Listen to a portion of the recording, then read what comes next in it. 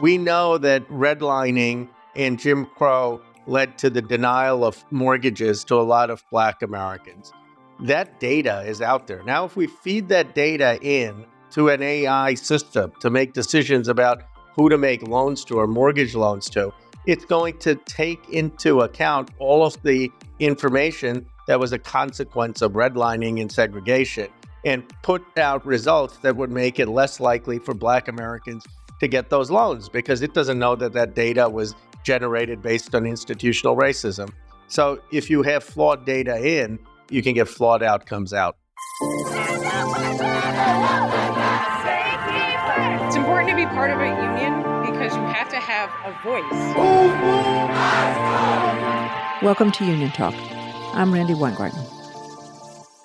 So welcome to another episode of Union Talk, which is, I love to say this, the official podcast of the AFT.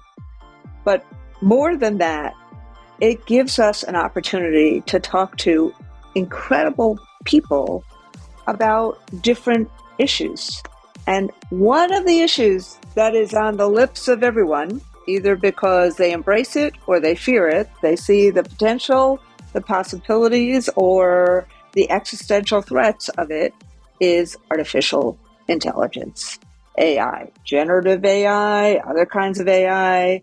But that is on the lips of lots of people these days. And my guest today is someone who has deeply thought about this, one of the, frankly, most thoughtful people in not only the Congress, but in the country.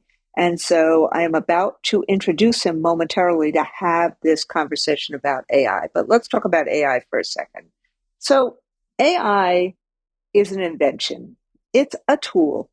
It's a tool that generates other kind of intelligence. And it does so by pulling all sorts of information together and then, spitting out all sorts of other information.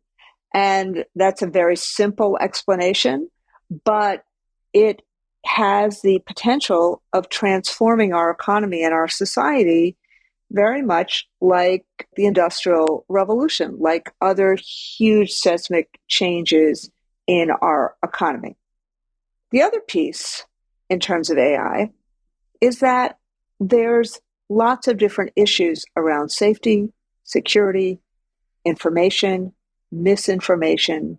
And whereas there's been huge safety protections that are done in the airline industry, in the car industry, and all sorts of other product liability issues and with products in industry or in society, what we've seen in terms of technology is that we haven't had those meaningful guardrails. The tech companies have had immunization in many different ways. We see all the issues around social media.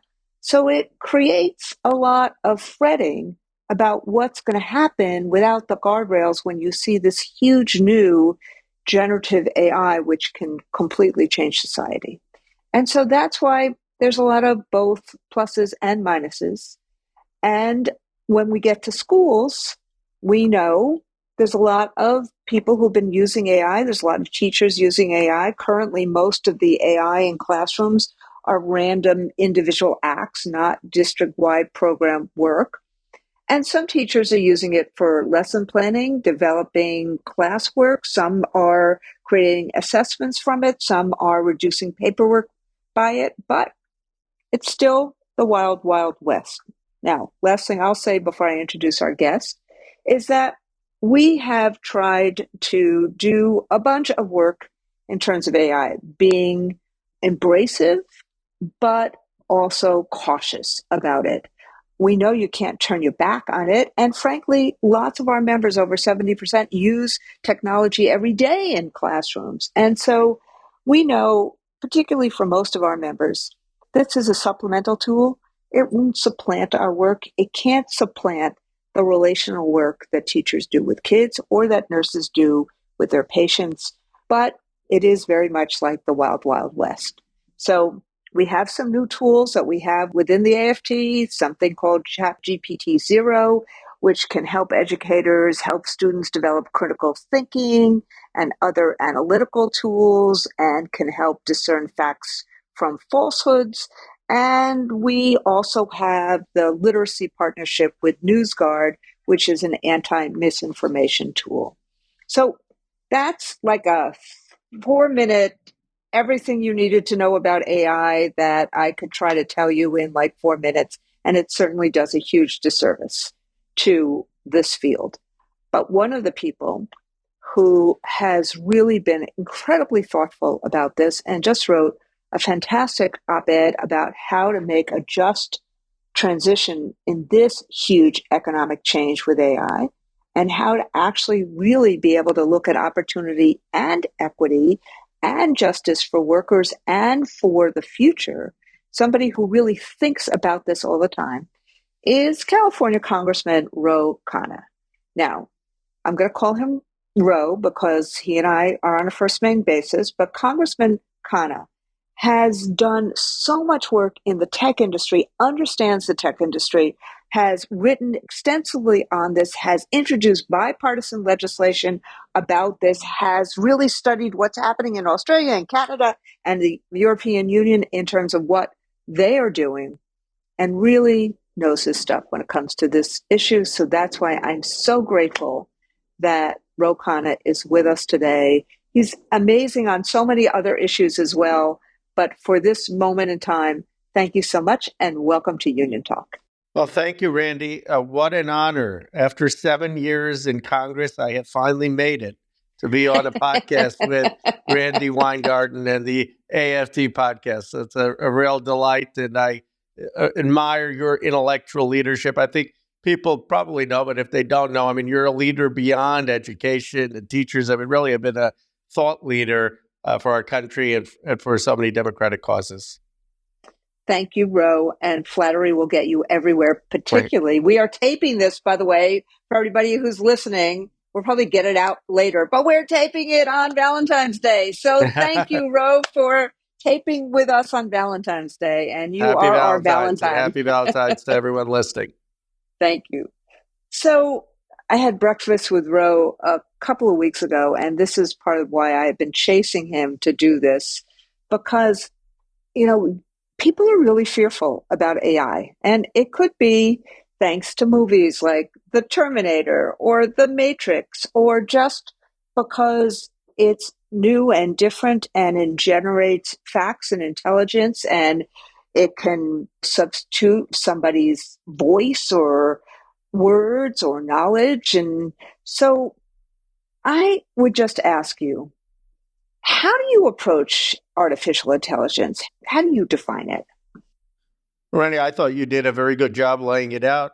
Let me say what I think it is. I mean, everyone has an experience when you type something maybe on your phone, and you know how it auto-corrects the word or guesses the next word you should type. Or if you're doing a Google search and you're saying, how old are my kids? Sometimes it'll finish the sentence for you, or you have things that you should also look at. AI is basically that at a huge scale. All it is really a prediction technology. It's taking a huge data dump of everything on the internet, and it's saying, what patterns can I understand from all this data? So for an individual, if it took data about all of my medical history, then it would say, okay, what can I figure out based on this data? What type of patterns are there?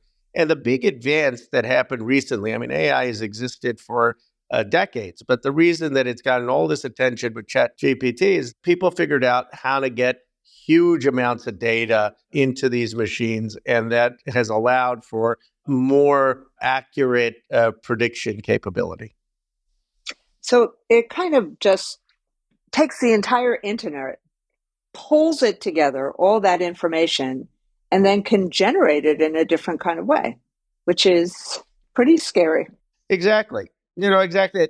And let me give you an example of, there are a lot of benefits to it. Well, let me give you an example of a benefit, and let me give you an example of a potential danger. So a benefit is someone is rushed to the hospital because their stomach is hurting. Now, a doctor is going to order with the nurse a lot of tests and try to figure it out. But imagine if the doctor on his phone, she or he could put the symptoms in and out came, okay, based on all of the people who come in with a stomach pain in their lower right abdomen and these symptoms, here are the 6 things it could be. It could be appendicitis, it could be muscular spasm. And so you still need the doctor making the judgment, but the doctor now is going to be armed with predictive information based on AI. And probably if you know the person's gender, if you know their age, if you know their race, if you know past symptoms, the AI would be able to give a fair amount of information about what it could be, and may even provide certain rarer types of diagnosis that a doctor may not think of right off the top of their head. So that's a positive use case. Let's think of a negative use case. We know that redlining and Jim Crow led to the denial of mortgages to a lot of Black Americans. That data is out there. Now, if we feed that data in to an AI system to make decisions about who to make loans to or mortgage loans to, it's going to take into account all of the information that was a consequence of redlining and segregation and put out results that would make it less likely for Black Americans to get those loans because it doesn't know that that data was generated based on institutional racism. So if you have flawed data in, you can get flawed outcomes out. Right. Which is part of the reason why when I was honored to go to Senator Schumer's first panel on AI, and Maya Wiley, the head of LCCR, the Civil Rights Organizations of the United States, was there as well, and really talked about the importance of equity and ensuring that the information that we get does not have a discriminatory impact to it or discriminatory disadvantage. And I thought the way you just said that, Ro, was so important. I think, again, for those who have never heard Ro Khanna before, the California 17th Congressional District, which is the heart of Silicon Valley, is very lucky to have Ro Khanna as a congressman. And we are all lucky to have Ro Khanna as an intellectual heavyweight in the Congress. And I just really appreciate what you bring to all of these issues, which is why, and I said this at the beginning, and I said this to you when we had breakfast that morning, I really was struck by your op-ed in the New York Times. And, a lot of people talk about what the problems will be. I'm a history teacher. I can go hook, line, and verse about all the problems of the last 2 industrial revolutions. What happened, the job changes. I could go through all of that. What happened when we went from steam to gas? And when we went from assembly line to technology, when we go from climate, from gas to solar. But what you did, which I thought was so important, was you talked about how we center the dignity and the economic security of working class Americans during these changes. And that unlike the Industrial Revolution, which spanned the first half of the last century, that this new revolution with the climate revolution, we see it coming. We can figure out how to have a just transition. And you spelled out some of the ways to do that. And I just wanted our listeners to hear a little bit about what else you said and how you got to such a clear and convincing way that we can have a both and economy. We can arrest or we can harness technology, but it can be done in a just, fair way. Randy, I appreciate your reading the op-ed so closely. I think you're absolutely right to compare the digital AI revolution to the industrial revolution.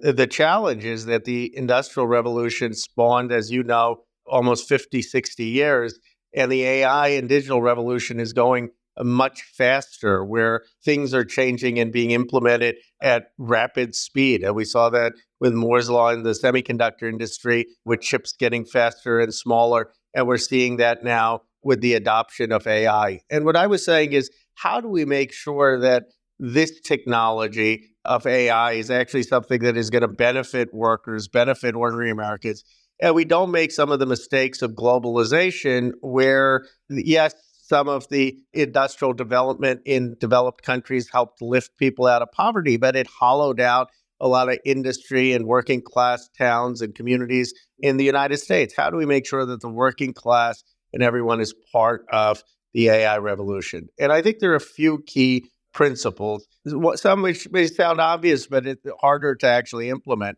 And one is that workers need to be involved in the decision making about how to use AI. AI can either be used to help augment people's skills and make sure that it's a tool that is helping us do our jobs better, faster, in ways that are safer, or it could be used by executives just to help their bottom line and without thinking, try to displace people. And those are two different philosophies. One is we're going to invest in people, we're going to help improve their productivity, and we're going to all benefit. And the other is we're going to go for short-term profits. And I say, look, we've got to get workers involved because they know. Let me give you one quick example so it's not just theoretical. We've all had the experience of going and checking out at a store, at a CVS or a Walgreens, where you do the self-checkout and then you end up not being able to do it, and you end up asking for the person anyway. We've all fought on our phones to press 0000 because we want to talk to someone and don't just want an automated voice. And that's an example of what a professor at MIT calls excessive automation. It's just executives not ever having probably been at a checkout line and understanding how difficult and important that job is, not ever having done customer service, saying, we're just going to eliminate these jobs. And it actually ends up not saving money because people end up still needing the services, and it creates a worse customer experience. On the other hand, let's say workers were involved in that decision, customer service reps or those who are serving us in checkout lines, they would say, well, here are the places I can use technology to better serve customers. Here are the ways I can better help them, but I still want to have that human interaction. And my point is, let's have the tax code incentivize the improving workers and giving them a say instead of displacing them. That is fantastic. I think thinking about also, and I've heard you say some of this as well, having funds so that in displacement, there's ways of training people to do different things. I mean, there's a holistic way that one could actually use this technology and have this technology being focused on the positive, not the negative, if we also made sure that workers didn't get hurt as profit makers race to a bottom line in their generation of wealth. Absolutely, Randy. And you've been doing this work. And here again, we can learn from the Industrial Revolution. So one of the things, if there's one thing people take away from this podcast, I want them to know that AI actually will make technology more accessible, not less accessible. It used to be that you needed computer science and very complex math and software to participate in a lot of the digital revolution and to get jobs in Silicon Valley. And that's no longer the case. A lot of these jobs in AI are called low code or no code jobs, meaning you don't need to know how to do the coding because the AI is actually doing it for you. And let's analogize it to the Industrial Revolution. When the power loom came out, the people who were making tons of wealth initially were the owners of the power looms. And Paul Krugman, who's an economist, Nobel laureate, and writes for the New York Times, talks about how eventually everyone started to learn how to use power looms because the technology made it easier and easier. And that lessened the wealth inequality and increased the opportunity. That's what AI is doing. It's making it easier now for ordinary folks who may not have calculus, who may not have done all this math, who may never have taken a coding class to get basic technology and use it to be more productive. But what it requires is credentialing.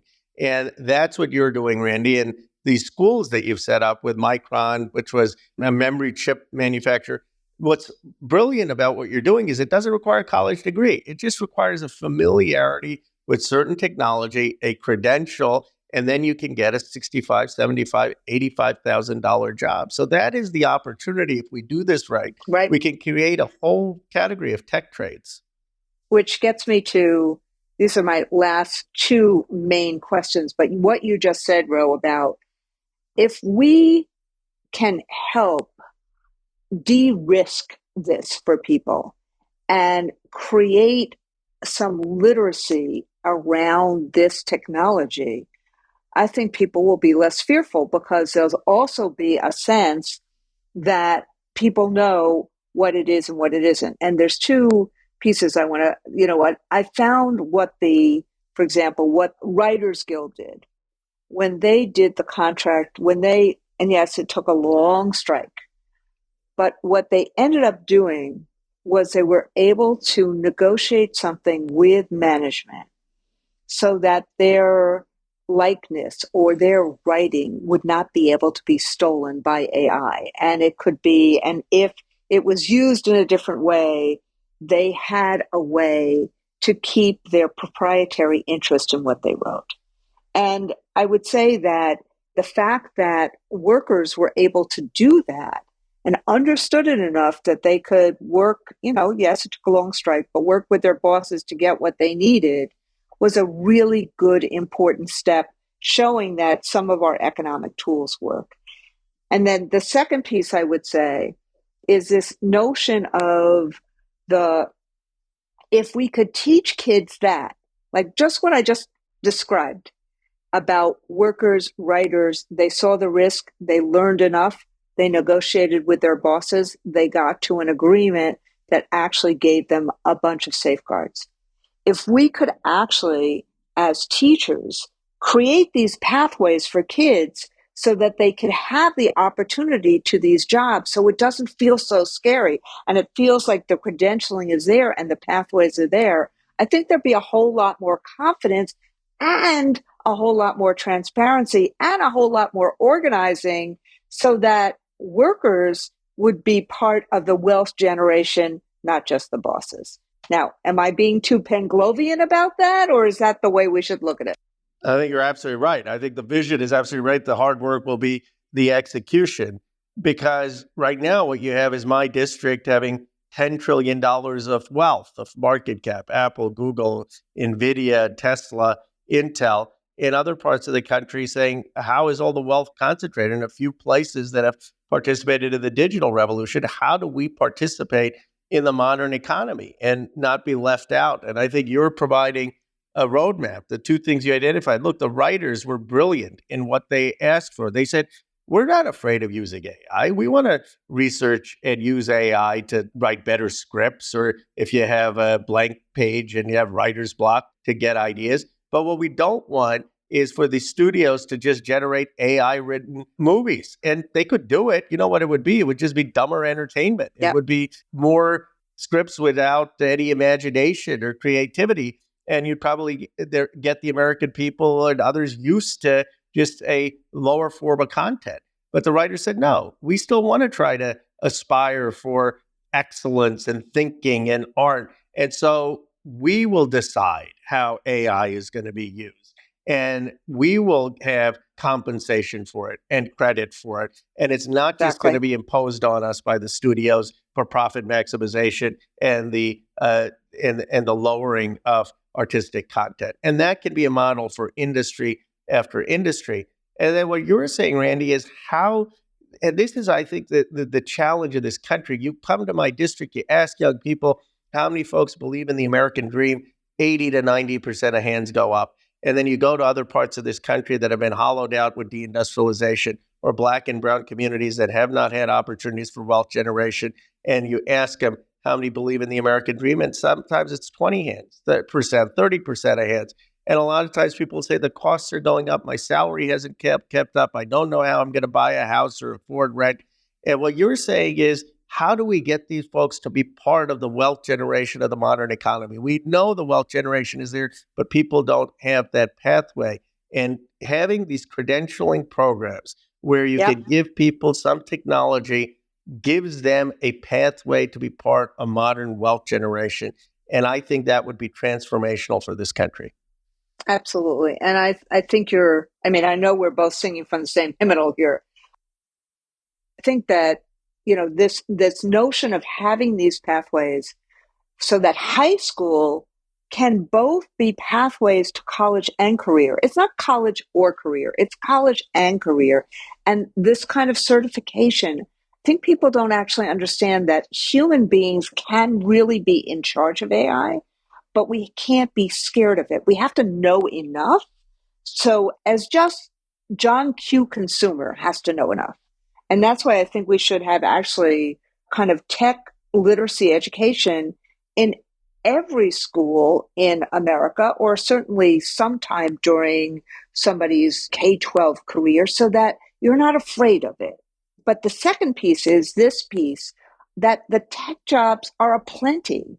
And why not have our young people be able to compete with it? And before somebody who's listening says, well, you're tracking, I'm like, 94% of kids who go into these career tech ed programs graduate from high school on time. 70% go to college. So what we're doing is creating more agency for kids by being able to create these pathways in high school. And why should they wait? Why should kids wait till after high school? Let's create these pathways now, particularly since 60% of kids don't go to college immediately. And, college costs a lot of money. So I think this is a win-win situation. And we got to figure out how we change high schooling so that this can be the norm, not the exception. Absolutely, Randy. And what you're doing in this is so innovative. And every time I talk to you, because people think, oh, teachers unions is there for the status quo. Absolutely not. The innovation. I mean, we've discussed how the charter school within public schools was actually an innovation that the teachers union, the AFT, came up with. And the teachers unions have driven so much of the innovation, and you're driving it here because the point is that these can be great paying jobs, $85,000, $90,000 jobs often. They require creativity, and we need all types of things in a society. If someone wants to go become a PhD, absolutely we need PhDs. I hate when people kind of pit one against the other. Exactly if you're right. more helping people who, for a pathway, you don't go to college, then somehow you have to be bashing college or against free public college or student loan forgiveness. No, we need PhDs. We need college educated people. We need that. They're going to build the modern factories. But you know what? We also need just as equally, just as importantly, the next generation of manufacturing workers, the next generation of childcare workers who are going to need technology, and healthcare workers, and the next generation of construction workers and plumbers and electricians, and anyone who's gone into taking IBW electrical training knows that they're basically a computer class in a lot of what they're doing. And so how do we get smart about having the most sophisticated credentialing for people who do that? And then if they want to go to college, they can. If they want to get a good paying job, they can. America is all about choice. It's about giving people the choice to do those kind of things. And we, for too long, we haven't given the people the choice as we've transitioned into a modern economy, as globalization shut down factories, as we watch towns get hollowed out. We sort of failed a lot of people in this country for 20, 30 years. And I think that's not the only reason, but one of the contributing factors to the anger in this country. I completely agree. And I hope that people who are now listening understand why I was so anxious to have you on, Ro, particularly after I read that op-ed. We can do a both and. Yes, it requires workers to have power like the Writers Guild, but we can do a both and. It also requires education. Education is absolutely critical here. And I do chuckle sometimes because, spoiler alert here, teachers and their unions actually are with kids virtually all the time. So, of course, if you're watching, what the world is and where kids are, of course you have to be innovative. It's not as if you're going to say, oh, well, this is what we taught 50 years ago. Yes. So it is, but it is one of the frustrations of my life. But I have one more question for you, and I could go on and on and on. I have one more question because we have to talk a minute about AI and politics, particularly in light of, look what happened in the New Hampshire primary with, the fake Biden robocall. And, there's been a real concern that misinformation and disinformation generated by AI, like that robocall, would be very deleterious in terms of this next, what is already a fraught political season making it even more fraught. So what are your thoughts about what we need to do in terms of the political space to deal with disinformation and misinformation? Well, tomorrow on February 15th, I'm actually having a roundtable in DC with the top 25 AI scholars in the world, people like Fei Lin, Ted Chiang, to discuss exactly this. But one of the things we need to do is have tech companies ban the use of AI for politics until we get guardrails. And the reality is Congress isn't going to get those guardrails in 2024. So we should not be allowing AI-generated content to be used in a political way, because now at some point maybe we'll have a thoughtful way of using AI, and it'll allow me to get my message out in multiple languages in ways that are helpful for getting people to understand my platform. But right now it's so much subject to abuse. The guardrails aren't there. And the bottom line is AI can generate content at a much bigger scale and much more quickly. And that could allow for the explosion of misinformation in a very big way. I mean, imagine you have President Biden, an AI-generated bot of President Biden saying something outlandish, and that happens a few days before the election. That could swing the results. And so OpenAI, I think they were correct in banning Dean Phillips, who was using it not in a nefarious way, but was trying to use a bot during New Hampshire, and OpenAI said no. And I hope all the tech companies will say, don't use this until we have more guardrails. Good. I hope that happens. From your mouth to, from your lips to God's ears, as we would say in my family. So last question, which I ask everybody who I'm honored to have as guests here. What teacher had the biggest impact on you? Well, that's an easy question for me. And it wasn't a science teacher or a math teacher or a computer science teacher. It was Mrs. Robb, who I'm getting to see. I'm going back to Bucks County in a couple of weeks, and I'm going to get to see her. She was my 9th grade English teacher. And she said, you have to get published. And to everyone in our class, that was the assignment. And I wrote a letter to the editor, to the Bucks County Courier-Times, and lo and behold, they published it. And I started in high school then writing letters to the editor, but she basically cultivated my love for the written word and expressing myself and getting in public schools and our education. It's not the credentialing, it's not the jobs, it's citizenship, it's civic education, it's understanding what this country means, contributing to this country, having a common vocabulary. That's the essence of a public school and public education. It's at the heart of our democracy. And, candidly, Randy, it's far more important than any wealth generation or jobs or anything else. And to me, that's why I have such a love for teachers. And I mean, that is the front line of democracy. And Mrs. Robb, I wouldn't probably be in politics without her. Well, I love that, Ro. But it may also be that you're in politics because of your grandfather and his activism in the Gandhi independence movement and all of that. So I think that you come by this generationally as well.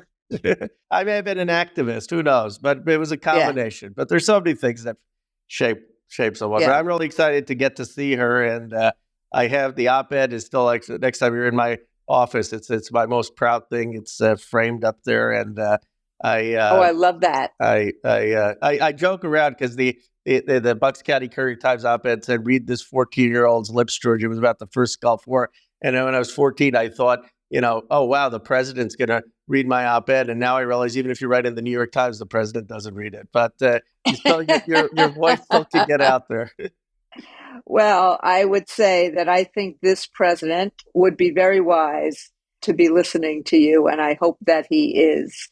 So I hope people enjoyed this. You can see that what a special person Ro Khanna is, and I didn't give you all of his biography, but people can go and look at his biography from growing up in Bucks County, born in Philadelphia, graduated with a BA in economics from University of Chicago, a law degree from Yale. You can hear just how remarkable this congressman is, both in terms of taking this amazing intellect of his and applying it for the common good and for the good of working people. And I want to just say it's a delight to be able to talk to you about all of this and to have you in Congress. It says a lot, Ro, that you would spend your time in Congress and you would spend your time working for the people of America and the people of your district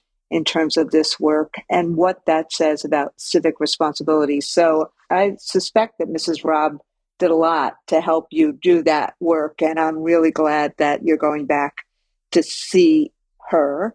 And, what I'd like to just tell everybody else is if you want to learn more about what Congressman Khanna is doing about AI and about other issues, follow him on Twitter at @ Rep Ro Khanna, REPROKHANNA.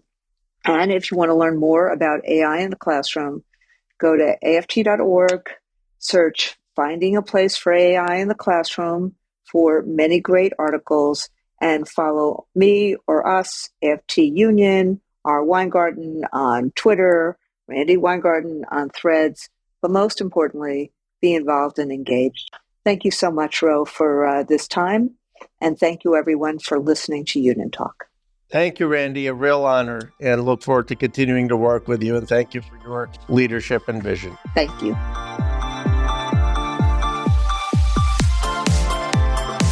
I hope you enjoyed this episode of Union Talk. Remember to subscribe wherever you listen to your podcast and tune in every other week for a new episode. Thank you, be safe, and be well.